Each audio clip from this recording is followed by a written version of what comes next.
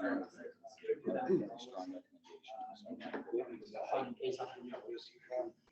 yeah, I think I lost. Oh, okay. He says, you don't have to give it back. It's called county fair. I said, you just don't. Oh, I was going on that. That's it. Because if you told me again.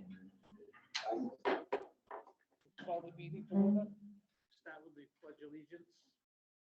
I pledge allegiance to the flag of the United States of America and to the republic for which it stands, one nation, under God, indivisible, with liberty and justice for all. Thank you.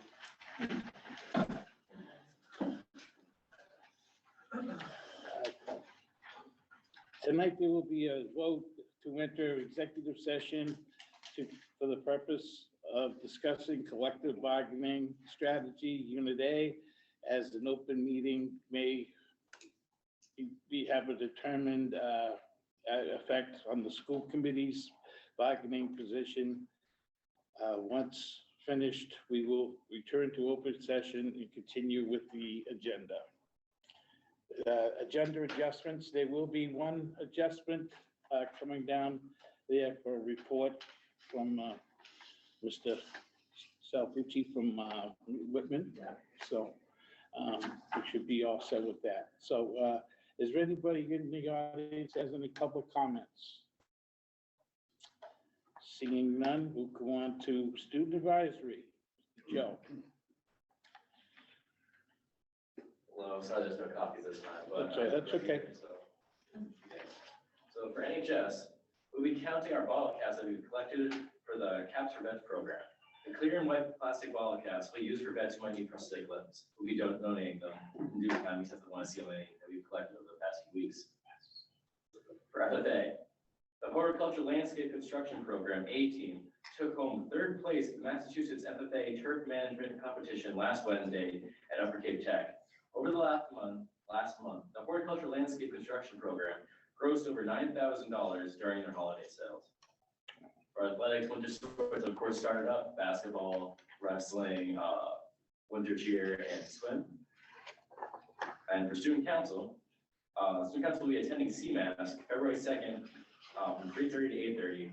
We are also making 2 care baskets that will be given to CMAS to donate in collection with other schools in Butter.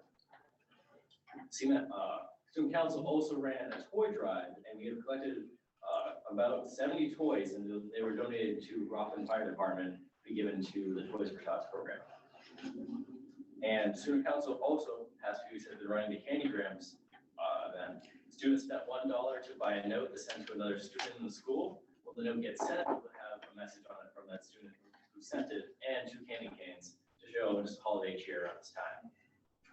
And that's all. Thank you. Thank you. Thanks, Joe. Thank you very much. And happy holidays to you, Joe. Thank you. Let's take a motion, entertain a motion to approve the minutes. Motion Situate. Second Abington. All those in favor? That's a unanimous vote. Oh, okay. So 6 approvals, 1 abstain. Reports. Thank you, Mr. Chairman. You have your monthly report in your package. Tonight's the cover is the horticultural department, as Joe mentioned, selling some of the Christmas trees out front, along with the picture from inside the brain trust of the food truck that was up at the Rockland Holiday Stroll with Jeff McCarty and a couple of the students, turning out all sorts of fun food for the holiday stroll. Page 1 has our cash balances. Just about $6.5 million in the bank at the end of November, and that's a good number. It's down a little bit from where it should be because we did buy the building next door, and that took about a little over, close to $900,000 out of our savings accounts. But overall, we're doing strong financially from a cash standpoint. And down the very bottom, OPEB reserve is around $911,000. So that's in the long-term CD, very good money, and as well as money is being put into that every year through the budget process. Next page is our revenue for the month. Again, we did our billing for our second quarter for our member towns. So we collected $1.6 million from our member towns. The only town that hadn't paid yet was Whitman. I believe Whitman has come in recently, so I think everybody is all accounted for. We also received, we booked our non-resident tuition this year. That a little over $1 million that came in to help support this budget, along with our Chapter 78 money. For overall, the revenue for the month was about $2.9 million on the books. And the expenditures, again, total expenditures for the month, about $1.5 million through the school budget. Again, the largest amount is always, every month is going to be the payroll, $1.1 million for the payroll for this month. Everything else is running smoothly. Again, like your rent, health insurance, utilities, those are just standard numbers that come through the system. So overall, things are doing well financially. We don't have any deficits right now. Kudos to both Janine and to Pam, who are doing a fabulous job. We're gearing up for the end of the year, which is always fun with 1099 season for all of our vendors, along with W-2s for all of our staff, making sure everything's all tied out and get everything up right for the government. So that's it for the treasury report. Anybody have any questions? Entertain motion to accept. Motion Whitman, second by Cohasset. All those in favor? All, unanimous vote. Warrants. Warrants, 9, 10, 10A, and 11, totaling $1,370,346.59. Second. Motion Situate to approve, second Cohasset. All those in favor of the warrants? It's unanimous vote. Great. Chairman has nothing this evening. Well, I just have one comment about the culinary. What they did up the Rockland Stroll was, I'm going to say amazing. They passed out over 600 pieces of fried dough and hot chocolate, and it was there. I was up there talking, and then I tried to go up and see the girls that were doing up face painting and things up at the, also from the girls that they did up there by the hair salon over there from the girls from cosmetology. We're working very hard up there, and it was the biggest stroll they've ever had in Rockland. So with estimated over 4,000 people were there, and there was some staff that made it there, and it was very much appreciated. So it was Crystal and Mrs. Baldner, Mrs. Baldner's family, very tall family. But no, it was just a great thing there, and I big kudos to those guys that could come up there, the two chefs, and the trailer was a big hit, and everybody in town keeps talking about it and how we were able to get that from a grant, and which it was very good. So that's the only thing I have, Chairman. Subcommittees, I don't think we have any reports from any subcommittees this evening. So Superintendent Director, Dr. Hickey. Thank you, Mr. Chairman. I will, I'll start with the budget presentation. And Dom's going to just help me transition. I'm going to stay where I am here rather than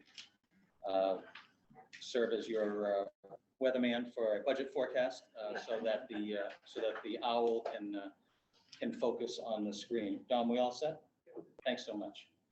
So as I've done in the past, I'll lay out for the benefit of those that might not be aware, the process we go through to form the budget, and then some of the highlights that at this early stage, I think that you and the community should know about. I'll also talk about the MSBA update as well as our district expansion. So we'll spotlight some accomplishments and goals, the budget building process, budget headliners and grants, enrollment, assessment, and the two other topics on MSB and Marshfield.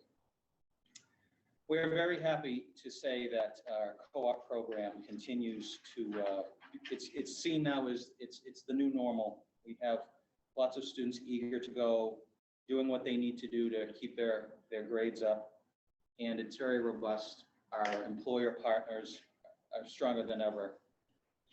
We're also, we got a lot to brag about when it comes to competing for grants for vocational equipment. You've heard us say briefly, and I hope we can go into a little more detail in future meetings, but we're the recipient of skills capital funding, most recently $250,000 for our manufacturing and automotive programs, as well as prior to that, you heard about a $2.5 million grant. We're going to get into the weeds on that in future meetings. Mass Life Science grants, night school grants, which are Career Tech Institute or CTI grants. We were finally invited to the MSBA program, and we've been cooking with gas on that to get to this point. And the data are clear that despite all of the setbacks with the pandemic in the area of MCAS testing, we have done very, very well. And that is a testament to our staff, the parents at home supporting students, and of course the students themselves. A lot to be proud of. We set goals going forward to continue to look at subgroups wherever there might be some gaps in student achievement. That's where we focus our attention.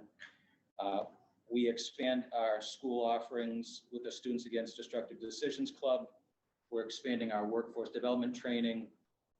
We've also taken on staff through, again, another competitive grant to assist with English learner admissions outreach. If English is not a family's primary language, that will not be a barrier for them to apply here. We will support them to understand the admissions process. You all know better than most how the MSBA process has worked. We're into Module 2. We're in the process now of working on hiring an OPM, and then later that OPM will assist us in hiring a design team. That process I'll explain a little later in the presentation. And then, of course, we know that we could be at the point in the next in less than a year to say that we have admitted a ninth community to our district. You know, the budget building process starts early for us because we have to certify a budget 45 days before our earliest town meeting. So in order to do that in February, we begin the process here in October at the department level, where administrators and department heads begin to build their budget, itemizing what they need for the next school year. We're now in the process of having received that information, having some feedback loops, and now I'm in a position to talk to you about what I think the priorities are going forward. You can't see, for those of you here, you can't see it on the screen here, but the budget proposal is clocking in at about 2.25% increase. I cannot emphasize enough how in this planning for this fiscal year, unlike a lot of other fiscal years, is a challenge because we have a new governor. And with that, the governor is afforded extra time to put out a budget. This happened when Governor Baker became governor. The new governor has, for 1 year, their first year, if you will, they have until March. That means that the largest chunk of revenue that's not coming from local taxpayers, namely in the form of Chapter 78, we may not hear about until March. So for me, going into this fiscal year, building a budget for what we need, but I want to just emphasize to you that along with knowing that our in-district enrollment is rising, this is similar to what I said to you last year. We're having a cascading where it's the non-resident tuition and the non-resident enrollment is falling off. And I can tell you now that in fiscal 25, I'll be making the same comment. We'll have more in-district kids and fewer non-resident kids. And that is largely, as you know, because of some changes at the state level with admissions regulations. So the budget I will talk about tonight, but what Jim and I will be keeping a close eye on is the revenue side, because you cannot build a legitimate budget without knowing legitimate revenue. You can't run a budget without having revenue. So, but this is the initial starting point. There's no debt in this budget. We did not incur debt, and we won't incur debt until we're a little deeper in the MSBA project. The only capital item that's baked into this number that I'm bringing you will be funds set aside to continue a process that we all started 5 years ago, and that is to make plans to replace our existing bus fleet. We leased 12 propane buses. We paid it off early. We're in great shape. That process has worked. And so in this next budget cycle, what I would like to do is to position ourselves with significant equity in the buses we have now that we own. It was a lease to own arrangement. So the buses are ours. And I think we're going to position ourselves so that when we do take on so that we're not falling into having an entire fleet with aging buses, we should be in a position to be able to replace this, and that the annual lease payment would be projected to be lower than what we paid 5 years ago. When we started the bus lease, we were paying $238,000 a year for our buses, but we anticipate that with the equity in this fleet, we might see an annual payment of maybe something around $170, which is helpful. And why is it lower? It's because of the equity in the fleet that we currently own. So that's an example. That is the capital item. There's no other capital, nothing with our programs, and that's how it should be because we've been successful with competitive grants. And that allows us to then shift dollars or reduce the overall scope of the budget increase. So there's definitely some good leverage here. During this fiscal year 23, just as a sidebar, we have money in this budget right now for bus support. And it's my intention to go out to bid to replace our 3 remaining diesel buses with some used propane vehicles, so that we will start next school year with a complete propane fleet. The diesel buses we knew 5 years ago were going to need to be replaced by the end of this lease cycle. So we're working to plan on this. The other headliners in this budget include shifting 3 positions that we have from grants onto budget. What I try to do, hopefully every budget cycle, is if we know we have a position that's enduring and we don't want to over rely on grants, we try to strategically move positions onto the budget. So in this next cycle, we have, along with our full-time school nurse, we have a part-time nurse, and part of that position next year in this budget would be funded on the budget, as well as a social worker and a speech language pathologist, funding them approximately 40% on the budget. The rest of their funding would come from Medicaid fund grants, and we do have some federal ESSER money. I would anticipate bringing these positions back to you in a year for a fiscal 25 budget, again, incrementally moving these positions onto the budget.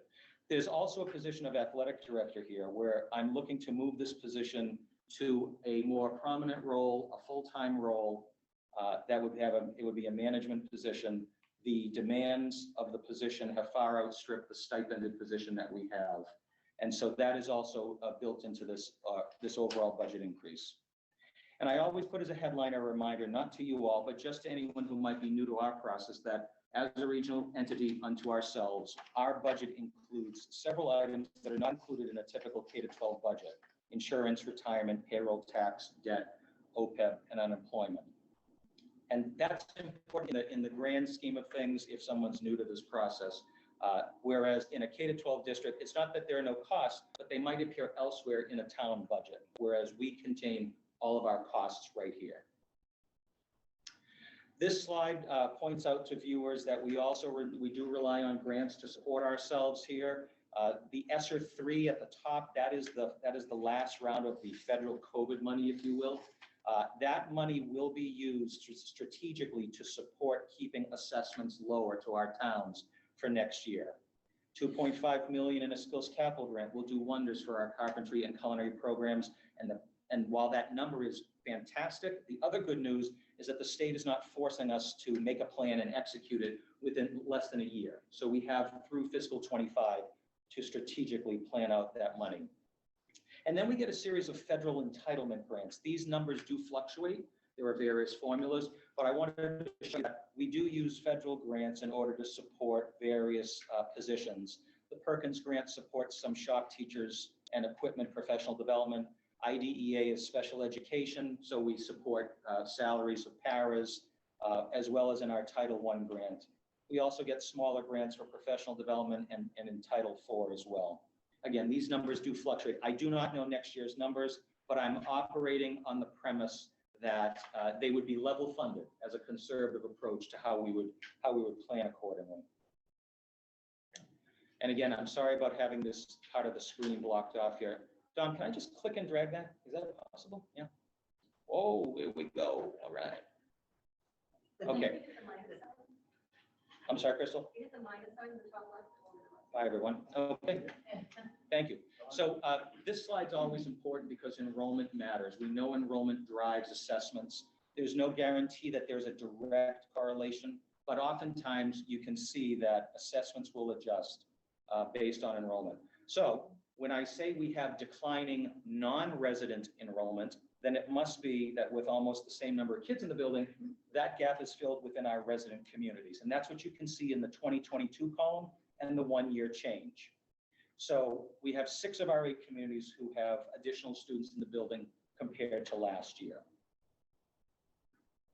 And this is another view of the, another way of looking at the same thing. I would direct your attention to this almost bell curve shape of light green at the bottom. That's our out of district enrollment, right? So as we change the regulations about admitting students in grade 9, with each year, this number gets lower. And my projection would be that this 33 will probably be 5 for fiscal 25. So I would say that, you know, with a waiting list and continued robust interest in our school, this enrollment number here, this 653, might be a little bit higher, but we know we have capacity issues. But this will be largely filled with in-district kids going and looking ahead and predicting 1 year.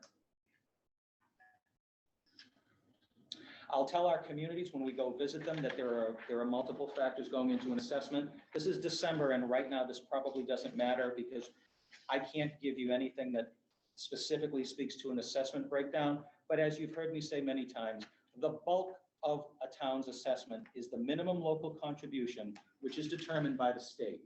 I must emphasize this point before going any further. If there is one legislative priority for this upcoming budget year, it is to ask the state to match the inflation factor that is going into all municipalities. What I mean by that is that the state looks at the third quarter inflation as a benchmark for the following fiscal year. They look at the third quarter of this year. That inflation rate was 9.1%. Within the law, under Chapter 70, the state has the right to cap inflation in this complicated formula, to cap it at 4.5%. They did that last year. And so I give credit to the folks at DESE and to the Mass Association of Regional Schools who have developed some tools that we can use to try to do some projections. They've been able to unpack some of the formula, give it to us in an Excel sheet, and let us play around with some numbers. I'll tell you this. The difference between a Chapter 70 formula that absorbs that 9.1% inflation versus 4.5 is a significant drop in Chapter 78. In other words, if because of inflation, our foundation budget gets bigger, if they cap the inflation factor, it will mean lower aid and more dollars will shift in the formula to local responsibility. So this won't be the last time that I will mention this, but if I had one elevator ride with one member of our legislative delegation, it would be to talk about this inflation factor. Don't do something at the state level to give all schools relief so that if costs are growing more, the state has the power to say, we will fund this formula higher than the statutory cap. And that will be my ask. I certainly won't be alone in that, but that will impact the minimum local contribution. The other factors that you know about involve capital and then transportation and other costs above the minimum, and how we know that that's calculated through looking at enrollment. Capital is a 3-year rolling average. Transportation and other operating costs are based on the most recent October 1 reports. And then there's debt. We have no debt right now. Let's enjoy it while we can. That is based on that's a fixed look back based on enrollment. So for now, we're walking into this budget year. Again, we're going to assume we're going to get 80% funding for regional transportation. That's a bit more predictable, but that's not in the Chapter 70 formula. Otherwise, we're waiting for that big number to see what is going to be the ratio between the minimum local contribution and Chapter 78. This is just another slide for viewers maybe not familiar with how we break down our assessments. This slide captures everything I've already said in this presentation. The governor could take until March 3rd to present budgetary numbers. Perhaps we'll be fortunate to get it earlier. What I will say, before I go into that slide, I'll mention it here because it's a little more timely, and then I'll just speed it up at the end. This is our December initial presentation. We typically have a public hearing in January. And because we have to certify a budget under our regional agreement, we'll likely be asking you, as in recent years we have, to certify our budget in February. It is possible, as it was when Governor Baker came into office, it is possible that you may be asked to certify a budget without factual assessment projections from the state. And that is going to be okay. Because once a committee certifies the budget, it can always revisit it and it can adjust the number if for some reason the revenues aren't there or other factors are taken into account. So I'm hopeful that those numbers will be released earlier, and we'll certainly be keeping you up to date. But this is one of those years where that could happen. And that's not just us, of course, that would be anybody in a similar situation looking to base a budget on some state funding. Okay, I've got one slide on MSBA and then a couple on the regional agreement. As a reminder, we were invited into the MSBA program in March of 2022. We completed the first module of homework assignments with our educational plan, and we got a feasibility study agreement where we would get reimbursed for just under 56% of those costs. We're now in the process of forming the project team. The Capital Project Subcommittee, rebranded as the OPM Selection Subcommittee, will now start their homework assignment today and through next week, the middle of next week, looking at the potential candidates for owner's project manager. That process will conclude right after New Year's. And by January 11th, we will have a recommended owner's project manager to give to the MSBA. So that in February, at their OPM panel review, they will be able to officially say, South Shore, go ahead with your choice, start taking the next step. 2023 is the year of the project team. It starts with the OPM, and then by the middle of the year, we should have a design firm on board. That will take several months, one step at a time, but we are moving forward at the fastest pace we can. This is the first possible meeting of the MSBA's panel review that we could get on their agenda. So I appreciate in advance the work of the selection subcommittee. And then I think in fiscal 24, we will get in earnest into the design process.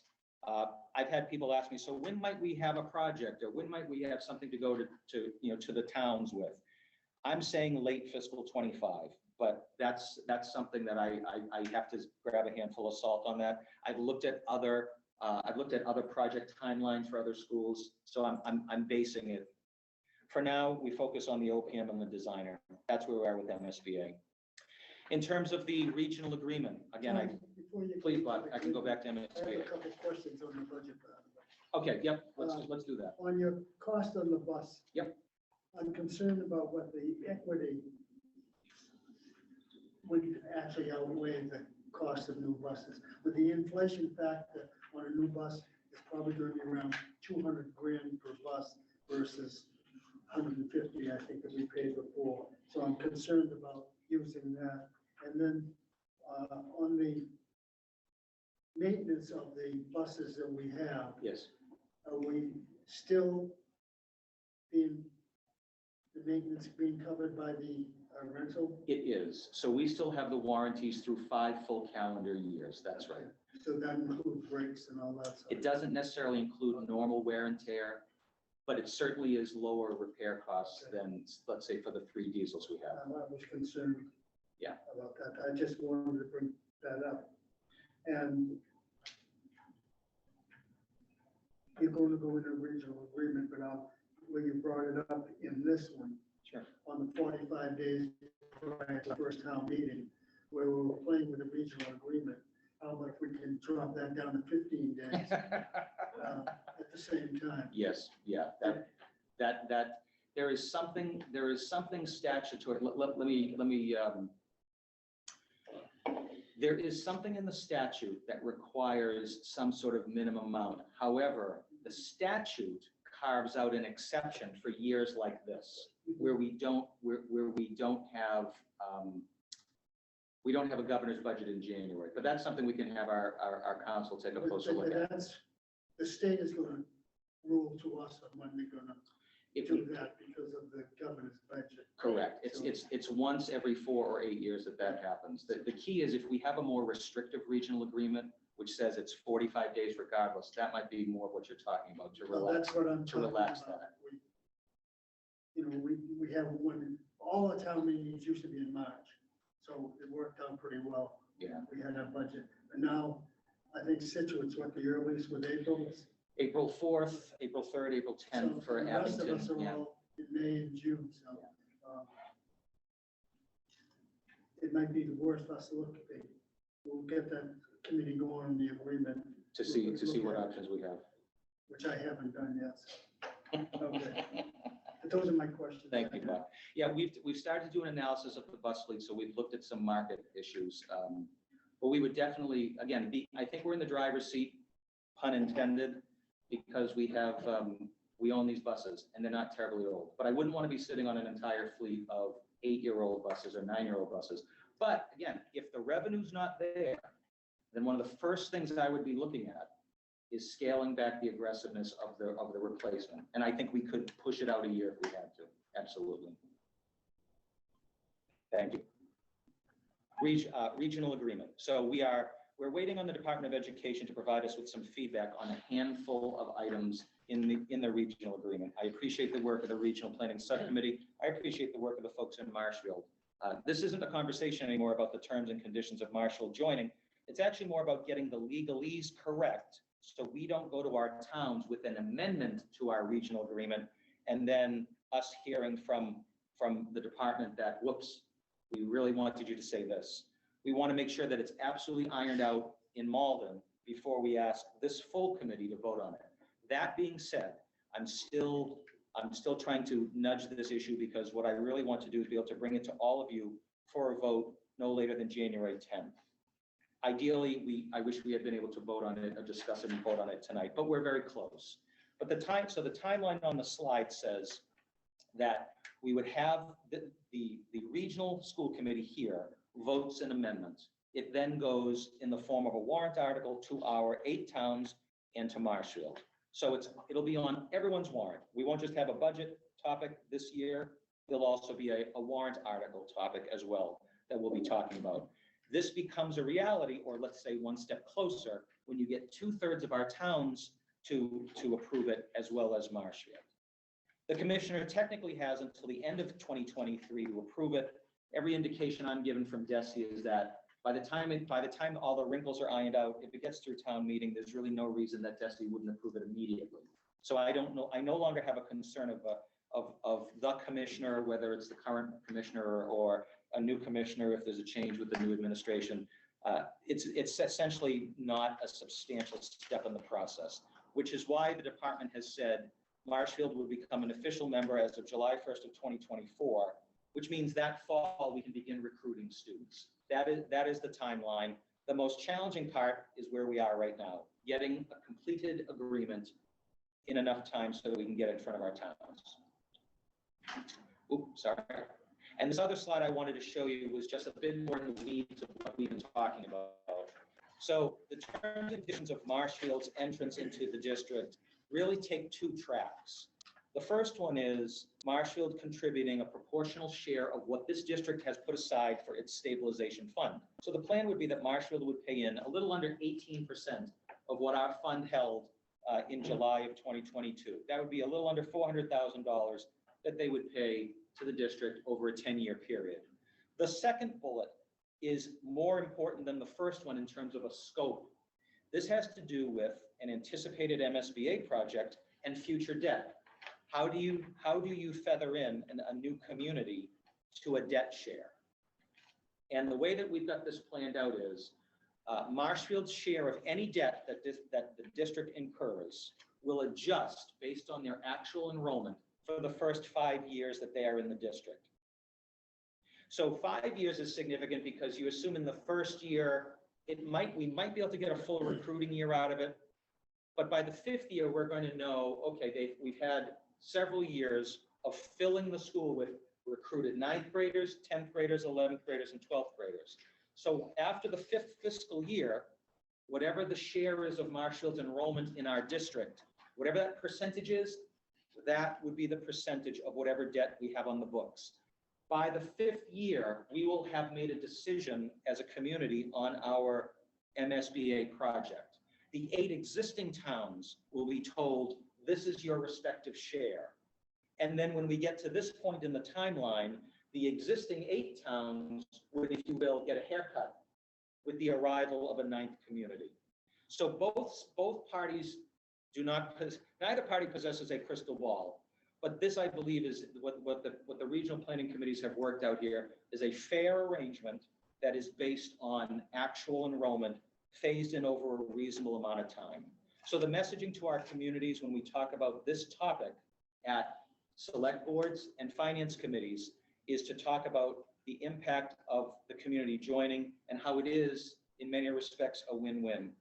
We're on the verge of a new building, a modern building, a bigger building, a more expensive building, and having someone else join in, have their students reap the benefits of this building and share in the costs would be very important, I think, for the long-term health of the building and what we can afford to do.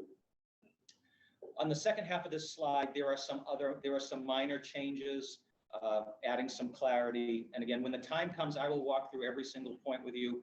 But along with the comment that Bob made earlier, the more significant changes are the terms and conditions I mentioned up above. There's a topic on default debt voting method, which I won't go into right now, but there is essentially DESE is recommending that we set a different vote threshold for when this school committee wants to vote debt. We have a regional agreement that says it's a 2/3 vote of the entire membership. They are suggesting, their legal department is saying that regional schools should have one default method that has a lower vote threshold at this level. So the recommendation is going to be that if we ever wanted to vote debt, where the debt article went to each town individually, and one town could vote it down, they are suggesting that we do that at a simple majority. Again, I do not expect you to hold that in your head for too long, but when we get a complete agreement, I'll record a video, I'll walk through each step of the process.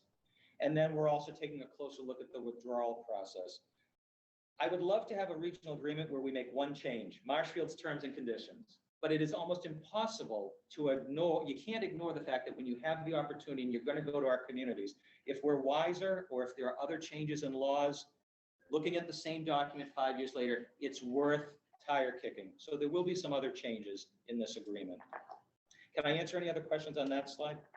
On the regional agreement at this point? Okay. Thank you for enduring this.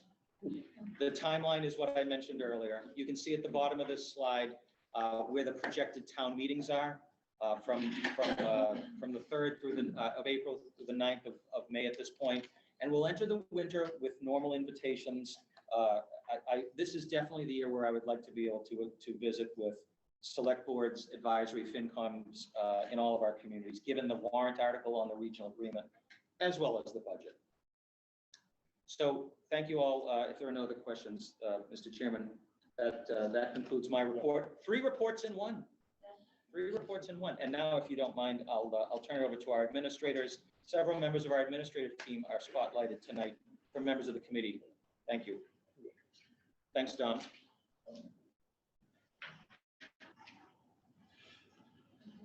I'm going to keep the remarks very quick tonight because we are here to hear from these folks. This week, our 9th graders ended up in their shops. We were placed 90%, 89.69% of our seniors got their first choice in shops. 97% got their first or second choice. And a lot has to do with the budget from last year. Electrical, we hired a 4th teacher. They have taken 25 students. So every student who wanted electrical as their first choice got in. So that's in part because of the budget you passed last year. Culinary, we added an A to that group. They are now taking 20 students in that program.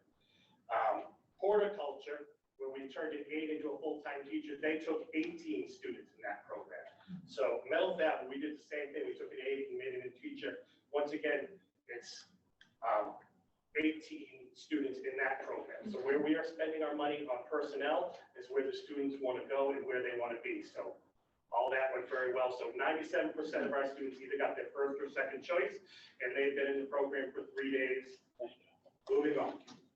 The other thing I want to mention real quick before I throw it over to Sandy and everybody else, I want to thank the public and everybody who purchased December raffle from the Parents Association. I happen to know that someone in this room won a gift card, And I do know that, as I'm all seeing, have a crystal ball, that some relatives of people in this room are going to win a gift card over the next week. The Parents Association was able to raise over $4,000 in this entity. So once again, they're going to give that back to us in so many ways. So thank you, everybody, for supporting us. And thank you for the public to continue to support everything we do in the school. Thank you.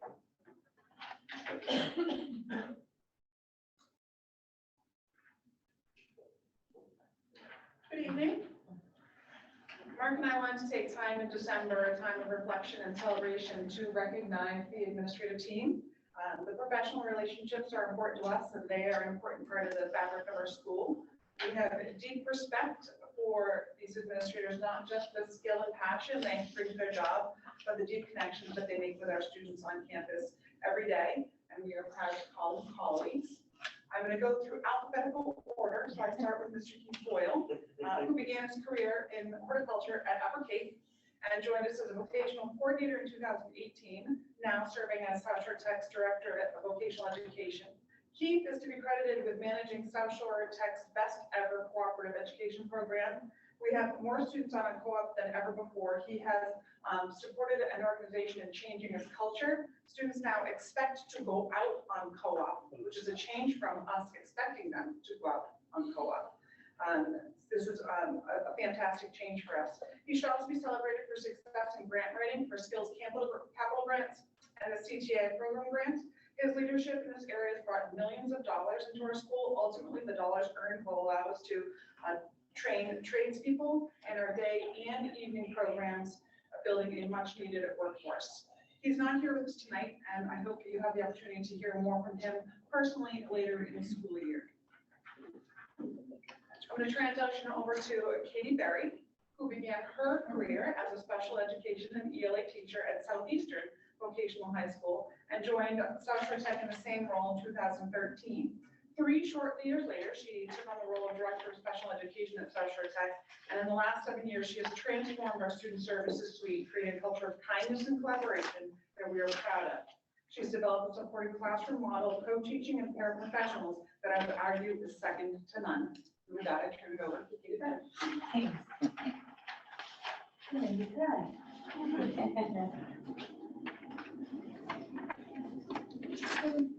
Very nice. Hi, good evening. It's really nice to be here. I feel a little choked up, so I'm gonna pull it together here. It's my pleasure to be part of the student services team at South Shore and to be directly involved in special education because it is very dear to me and something I know very well. As an administrator here, we meet a lot, we analyze data, and we hold lots of discussions, all to make the best informed decisions we can for our school and our students. We really make sure that our teachers have what they need to be successful because that our students will be able to learn. No day is the same as in education, as we all know. I guess that is what keeps us on our toes, challenges us, sometimes exhausts us, but brings us back the next day more passionate than before. And everyone at South Shore Tech really works hard, and I hope they know that. It feels nice to hear that, so thank you.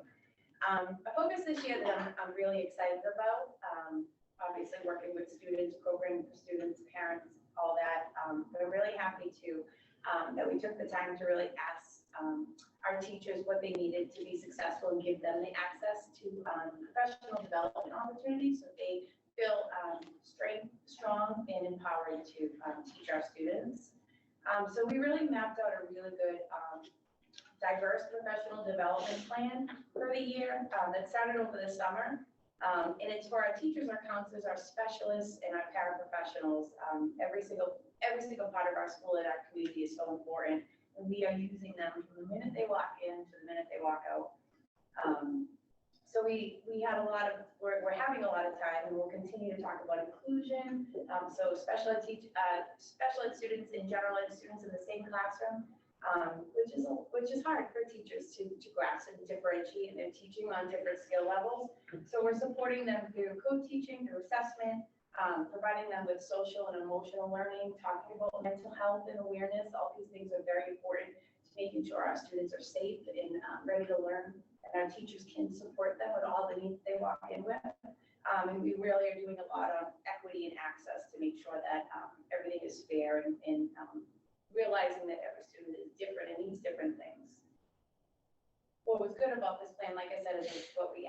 teachers what they needed, and we were able to deliver on what they needed.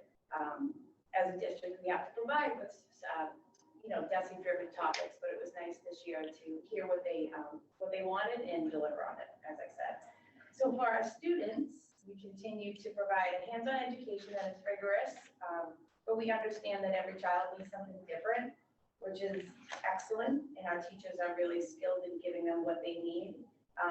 Something that I'm very proud of, and I worked with the administrative team on a lot this year and last year, is just providing an extra scoop of services outside of the regular school day. So we're offering a lot of remediation and support before school, after school, on some Saturdays and throughout vacations, which is a little different this year. And parents and students, well, I know it's not gonna say all students are enjoying that, but they are coming to get what they need. And parents are on board with bringing them here and are thankful for that.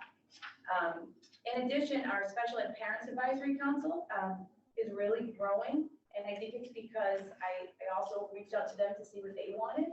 And so we had a workshop in October where we had a school psychologist who retired a few years ago, and he came in and talked about the change of adolescence from middle school to high school and how students should act. So that was very fun. And parents really appreciated that. Like, my kid acts like your kid. Okay, this makes sense, because the transition from middle school to high school is very different. And in January, we are having a speaker come in to talk about how to keep kids organized and be on task and come up with structures at home so that they can do their homework, and parents are excited about that and are already signing up. So it's really nice to have people back in person in the school and to offer some parent workshops here too. I'm going to sum up because I could go on forever about student services and students with disabilities, but our, as Tom had mentioned, our MCAS scores for students with disabilities was so high this year that Sandy and I have been, two people in the community and other schools have reached out to say, hey, South Shore, we've noticed, what are you doing? So that's been really exciting to talk. We talk about it within the building, but it's nice to talk to other schools about that and having other schools recognize our data, which is nice. So thank you for always, Tom, thank you for listening to me and giving me what I need. And I know that comes from all of you. So thank you for supporting our students and our families and me and our administrative team. Happy holidays, everybody. Thank you.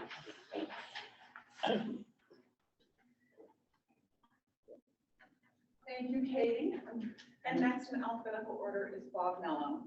Bob Mello started his career here at South Shore Tech as a metal fabrication teacher in 2010, and he joined our administrative team in 2019, the most tumultuous year in the history of education as far as I know it. And his personal skills allowed our students to be successful in this building in the 2019-2020 school year. He was in the building early, he stayed late. He was in the cafeteria with measuring tape, ensuring that students were 6 feet apart. He spent hours ensuring that students were in the right place at the right time as safely as possible. He truly was a part of the success of our school in that school year. He is excellent in managing resources, doing so successfully to safely support our students during an exhausting time. His talents in this area have only grown over the years. He's made our school a safer place by deploying staff creatively and effectively. He's also a tireless investigator. He is exceptional at getting to the root of a situation by using the technology available to him, as well as using his excellent interpersonal skills with students and staff to understand the facets of a given situation. Finally, his excellent project manager, finding the right balance between aggressively seeking opportunities for students to have real-life work experiences before co-op and ensuring we accept only the projects that are safe and suitable for our students. Thank you, Bob.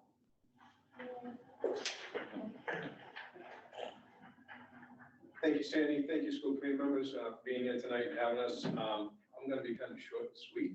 I just want to kind of highlight some of the projects that we're currently working on in your communities, which has been awesome. I'll start with Hanson. We're doing a wall in the senior center for privacy for the seniors to come in and talk and fill out forms in there, which is awesome. We're also working with cosmetology to hopefully get them to come down to that hair salon they have down there, kind of do a little hair and makeup thing for them. We're also doing a shed for a resident in Hanson, and we're also going to be doing a deck for a resident in Hanson. Whitman Fire Department has reached out. We're going to do a floor infill for the fire pole that used to be there. And then we're also filling in the tower where they used to hang hoses.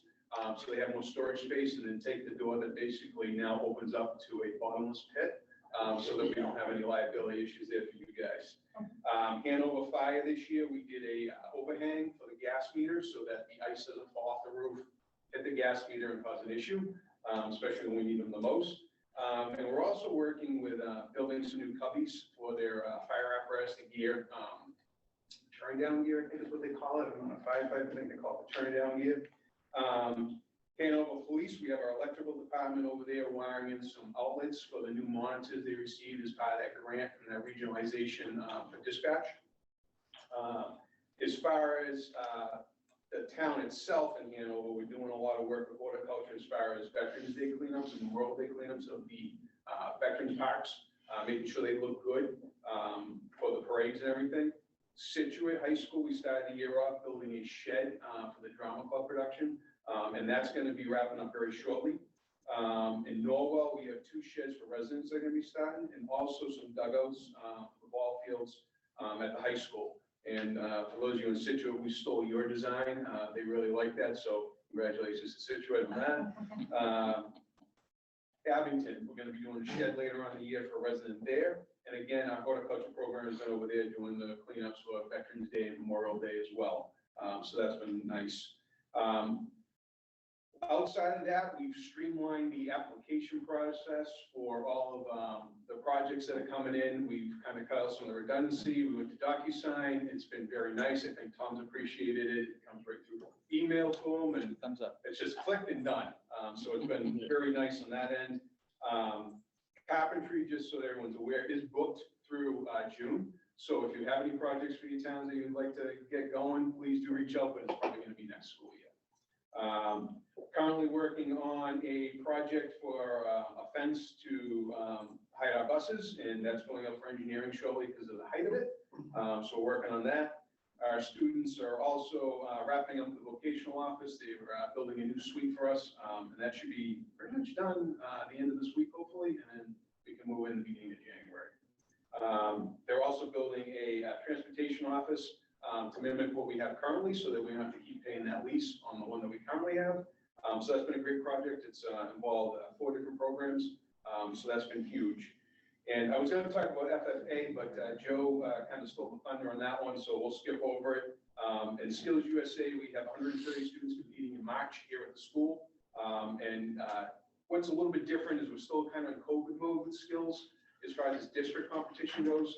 So we're going to pretend we're going off campus to Great New Bedford, and we're going to get all the hoopla and have a nice day for them. And hopefully next year we will be back in Great New Bedford for that. But thank you for all your support and all our projects around here. And like I said, any projects your town has that you'd like us to take a look at, I'd be more than glad to come out and get town administrators. So, thank you so much. Thank you.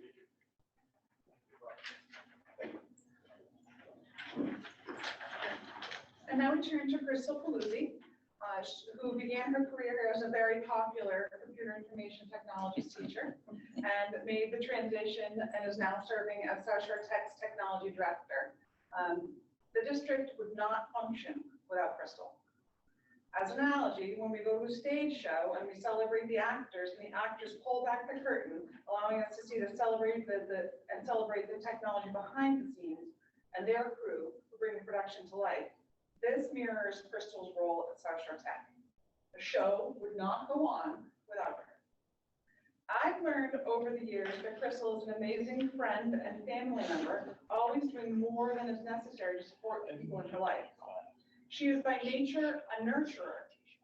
I mention this because she has always nurtured us professionally here at South Shore Tech, sometimes to her own exhaustion. In recent years, what I've observed as true professional growth is that she's gone against her own natural instincts and is teaching us all to fish rather than bringing us the fish.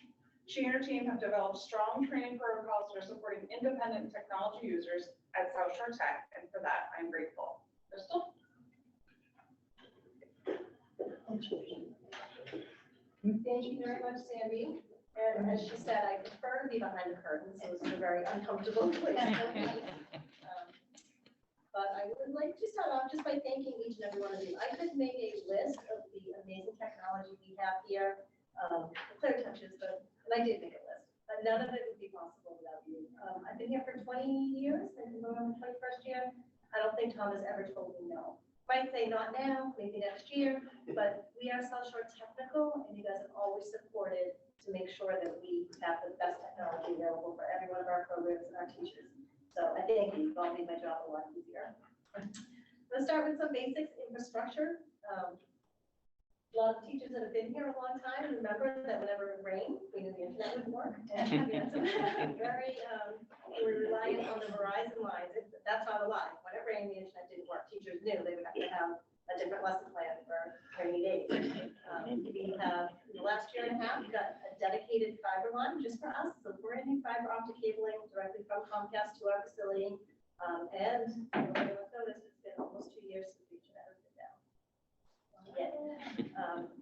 That funding is through a process called E-rate that we use every year. So it's, you might notice on any telephone bill you pay, there's a small little USAC charge. It's like 4 or 5 cents. All that money goes to schools and libraries to support technology and internet connections. So they paid about 50% of that cost, as well as the cost to upgrade each of our wiring closets to be able to support that fiber optic connection and the 1 gigabyte connection speed to let all of these computers be online, which has been wonderful. The next thing I would like to mention is our one-to-one initiative. That's been huge. We got dragged kicking and screaming into the one-to-one initiative in COVID, which meant literally ripping computers out of carts, finding any computer that I think this one will at least turn on to ensure that every kid has some type of device at home to be able to access their learning. Driving to kids' houses because that one didn't start up. I can't thank Joe Morani in my office enough. I wish he could be here tonight because I couldn't be as successful without him. But since then, thankfully, between the ESSER funds and emergency connectivity funds, which were all federal grants, we've been able to completely overhaul all of our Chromebook fleet. We don't have kids using ones with missing buttons anymore, like we did during COVID. We're currently supporting over 800 Chromebooks. So every kid has an updated, modern Chromebook. We have plenty of spares. We took the old ones because they might be a little frugal and I don't like to get rid of things, and put spare Chromebooks in every single classroom, just in case a student might forget a device, which happens all the time. But so every single classroom has spare Chromebooks for the students to use. So that's been amazing. Inventory systems to go along with that, arranging pickup times for parents. It's a lot of work, but it's functioning, and now kids don't know how to learn without a Chromebook in front of them, which is good and bad. Another huge thing we've done in the past year or so is these clear panels.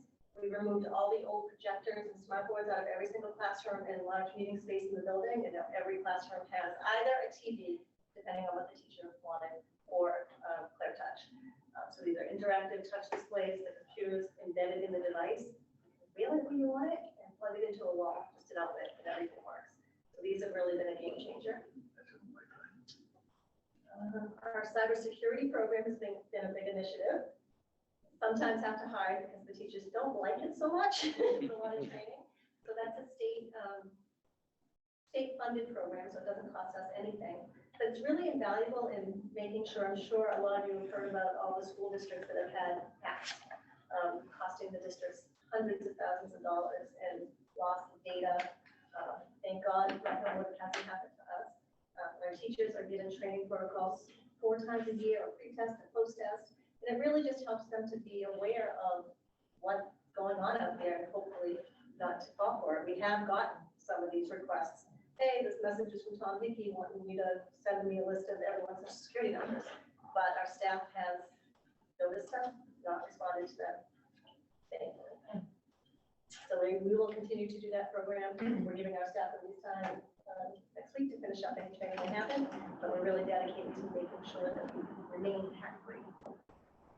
The last thing I'm going to mention, and Bob had mentioned it with DocuSign, one of my personal goals is trying to get not so much paperless, but paperless and efficient. So trying to use all the resources that we have to the best extent that we can and streamline a lot of processes.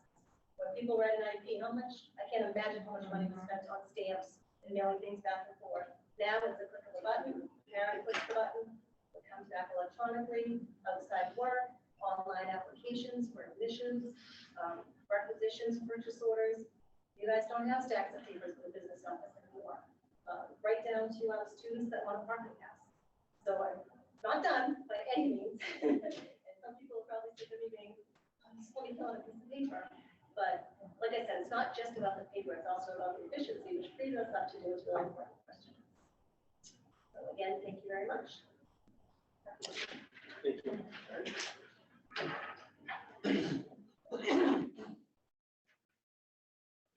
Your closer this evening will be John Scapoletti, who started his teaching career at South Shore Tech in 2005. He grew quickly into a leader and trusted colleague, leaving for just a few years to pursue professional growth in a curriculum position.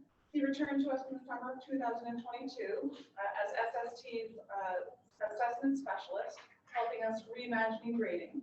He'll tell you a little bit more about that in a moment, but he has quickly engaged with veteran staff and, more importantly, quickly gained the trust and respect of our newer staff members, making great strides that will ideally allow South Shore Tech to create an improved system of grading and assessment and reporting. He is a gifted educator and, while deeply passionate about developing a grading system that is best for students and families, he's an excellent ombudsman. He's able to tackle tough questions with grace. We are happy that he's here.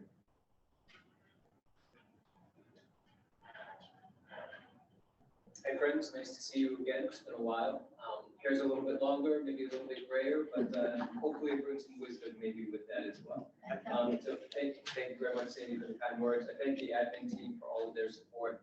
I can't imagine taking on this role without them. And just to speak very briefly, I know that you've seen some more details in the memo that I shared. If I had to boil down what I do to one guiding question, it's simply, are grading practices as fair, accurate, and helpful as they can be for students, for teachers, for parents, caregivers, for colleges, and for employers? So it's a big question, but it really comes down to those key principles about fairness, accuracy, and focus on learning. And we do have some practices where that is true, so let's keep those. But we have the opportunity with this position to be able to dig deeper and to make sure and to see, are there other ways that we can do things? And I just want to talk a little bit about the process. If I had to use two words to describe this, it would be collaborative and transparent.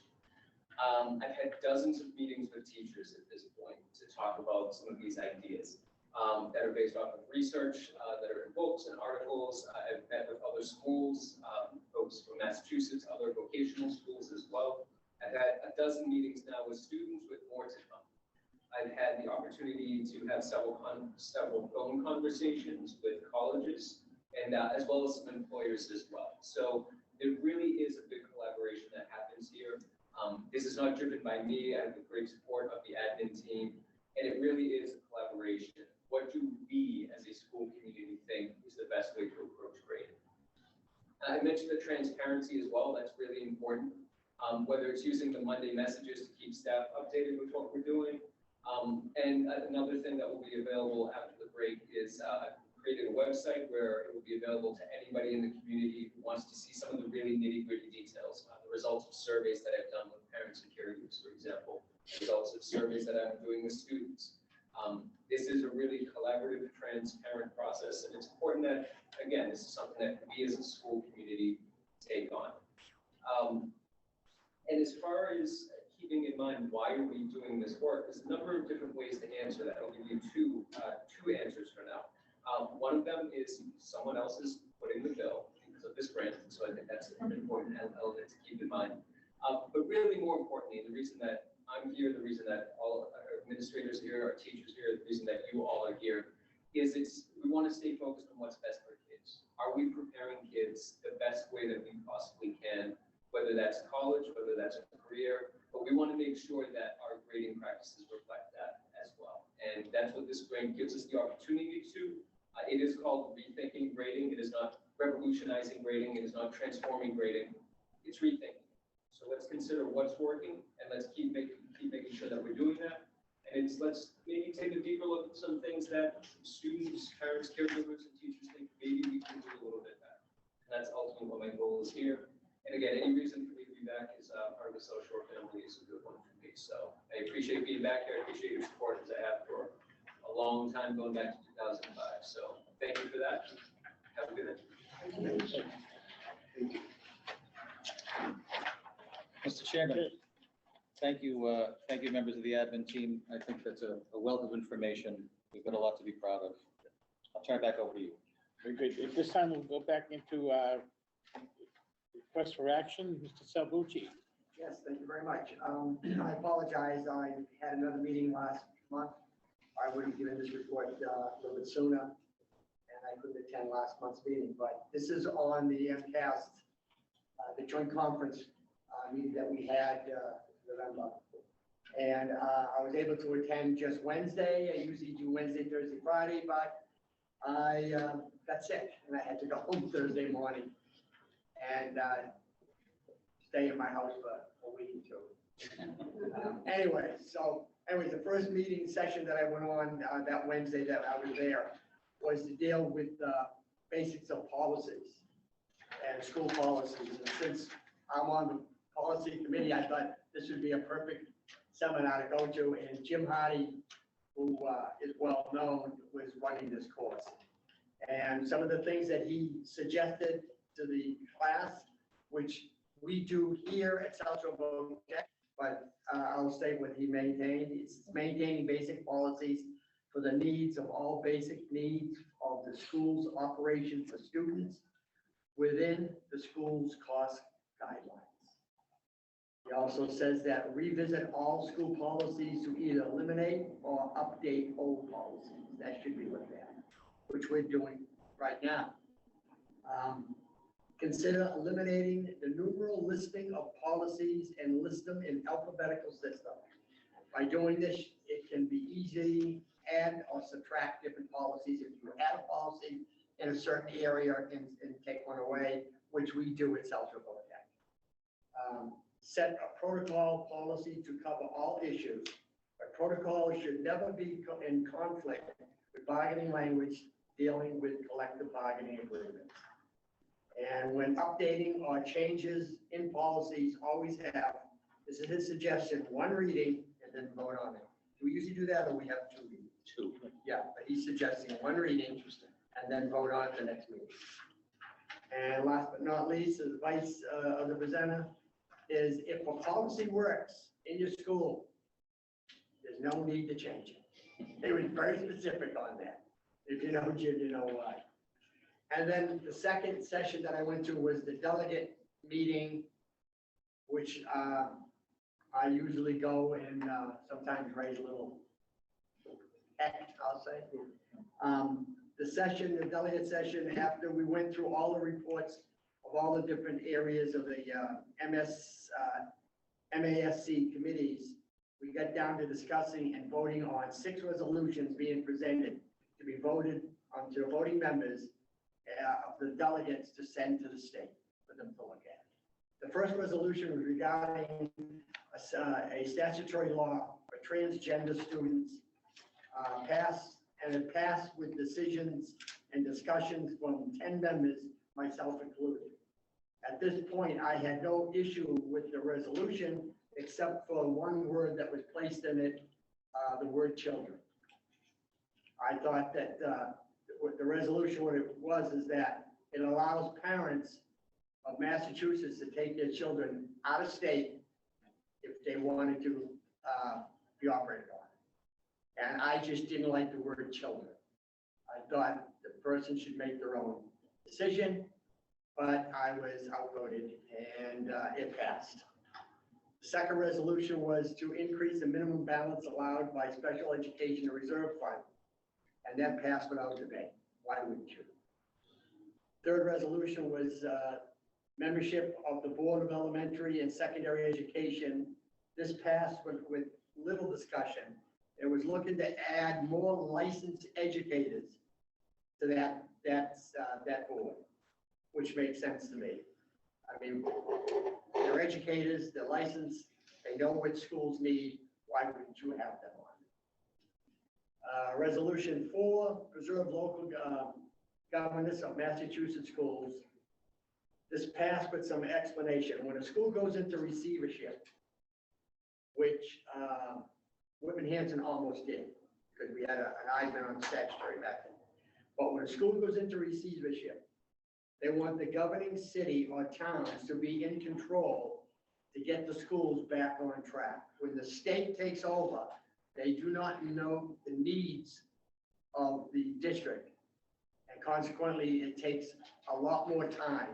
And what it does is it takes the power away from the school committee. So they want that to stop. So that passed. The 5th resolution was passed with some discussion. I also spoke on this.